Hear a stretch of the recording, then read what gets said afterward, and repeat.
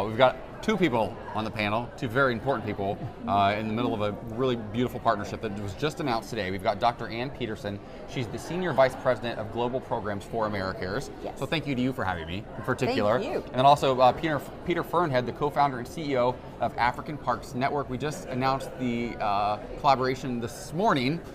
So let's talk about that. How exciting is it to finally have this information out into the world?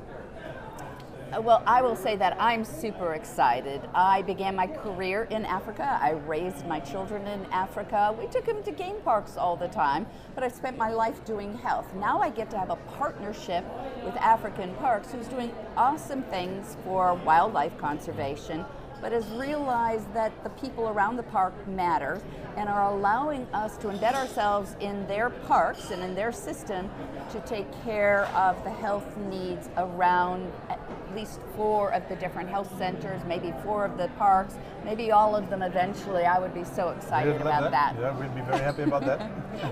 So Peter, for you, having worked with, obviously African Parks now for a while and bringing in Americares into your organization, what are the goals for you? What do you hope happens out of this partnership? Well, this for us is incredibly important. So everything that we do as African Parks is essentially about people and for people.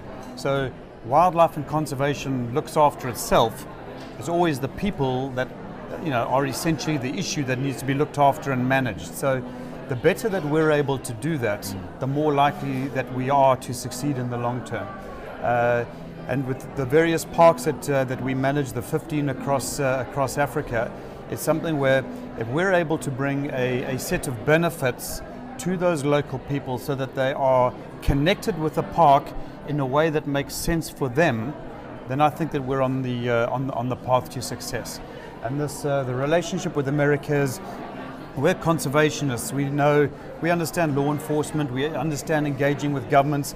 We understand wildlife. We're able to move, elephants and lions and rehabilitate areas. But we, as a conservation organization, don't know a whole heap around a provision of medical services and medical benefits to people. So it makes a whole lot of sense to partner with Americares so that they're able to come in and help us with that for the benefit of the people that are living around the parks. It sounds like a healthy codependency. It sounds like you know your strengths and weaknesses and you're able to fill in the gaps for each other. Is that fair? Yeah, Absolutely. Yeah. So one of the other examples, and one of the things that's very enticing and I would say very brave of African Parks, is they're not only working in the easy to get to African parks in nice, safe countries that have already well-populated parks. They're taking the ones that are decimated or the ones that are in very insecure environments, in places in the middle of conflict zones. And with their structures and their protection, they're able to bring the animals back. But it also means that I, who care about the health issues, can now partner with them in countries I couldn't ever go to otherwise. Central African Republic has some of the worst health indicators in the world, but it's so insecure, I couldn't go there by myself.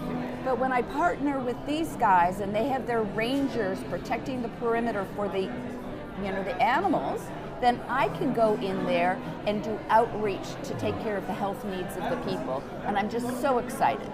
Peter, one of the things we've been talking about throughout the day is the importance of human health when it comes to wildlife conservation. That's right. I want to know about the people in the regions in Africa that you're in. I want to talk about their resiliency. Not just the people, but also the wildlife. Being the theme of the day, resiliency. Can you speak on that for a bit for me? Well, the wildlife and people in some of these really, really tough places their fate is inextricably linked. We often say the conditions that wildlife need to thrive are exactly the same conditions that people need to thrive. So if you have an area like Central African Republic, like parts of southern Chad, if you've got people that are where there's a proliferation of automatic weapons that are coming out of war situations, where there is almost no police force, where there's no border control, where there's essentially no law and order. I promise you that is as bad for elephants as it is for people. So part of what we do, and when you talk about working in some of these difficult areas, is bringing stability, safety and security to them, because all human well-being, all human development requires that as a foundational layer. Yeah. And if you're doing that, and I say for elephant, I'm just using it as the as emblematic of the entire ecosystem. But if you're doing it for the elephant, then you can do it for people as well. Make them your ally in bringing about peace and stability and security. Because often those people are the very people that will make you aware of an impending threat coming from an area because it matters to them. Mm-hmm. So it's something where the more that we can do for the ecosystem and for people, I think the better that we serve both.